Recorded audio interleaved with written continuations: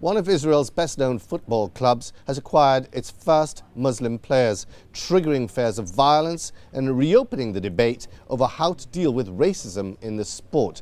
Well, Joshua Mitnick is joining us from Tel Aviv.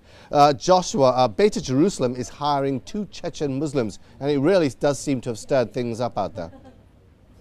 That's right. Beitar's fans are notoriously anti-Arab and anti-Muslim, and when they found out about the decision by the club management, a group of fans unfurled a banner at a football match on Saturday, vowing that the club should remain pure forever.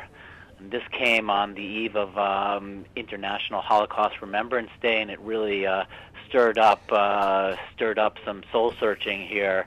And several prominent politicians denouncing this.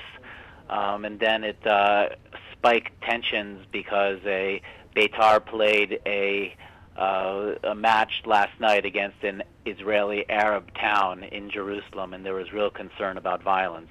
Well, I mean, I gather that even the president, Shimon Peres, as you said, got involved in denouncing the fans and their behavior. The club itself has said that, you know, they do not have a policy, they don't run a policy of not hiring Muslims.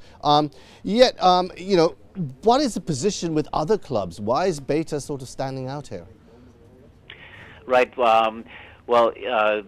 Arabs make up about 1/5 of Israel's population, and for years they've been fixtures on the other teams, but Beitar has historic links to a hardline stream within Israeli politics, which has historically, ideologically been opposed to territorial compromise.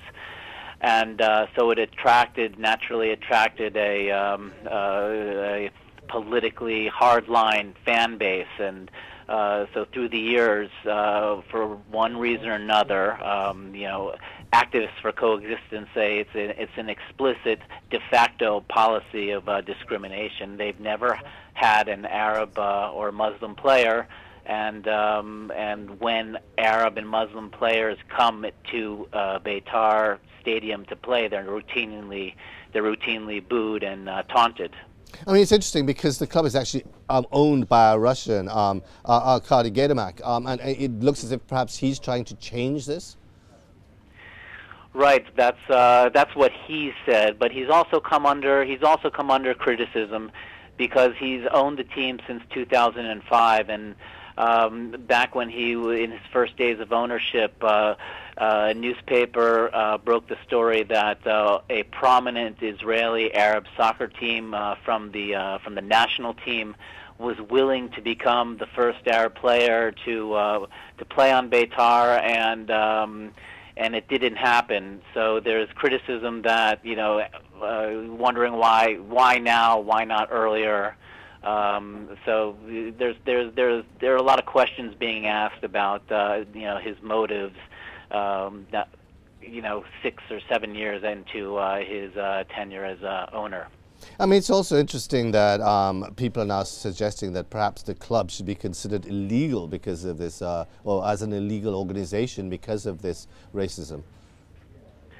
Right. Well, the Arab and Jewish coexistence activist that I spoke to said that he thinks that the club should be considered, you know, illegitimate was the word that he used.